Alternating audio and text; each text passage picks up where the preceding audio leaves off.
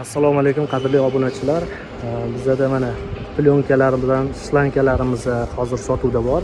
Plyonkalarimiz 1 metr 25 cm uzunligiga, og'irligi, vesi 20 kg, qalinligi plyonkamizni 0,01 mikron bo'ladi. Plyonkalarimizda ortiqcha plastmassalari chiqib qolmagan.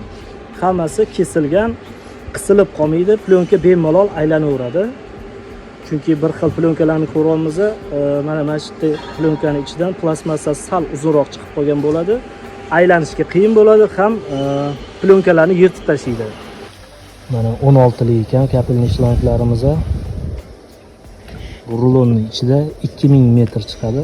Bitta rulonning ichida. Shlankamizning teshikdan teshikgacha oralig'ida 20 cm bo'ladi.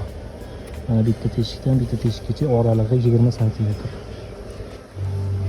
Mana qadrli do'stlar, tuproq qoqadigan zapchastlarimiz ham keldi.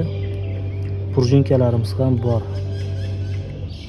Barcha zapchastlarimiz mavjud.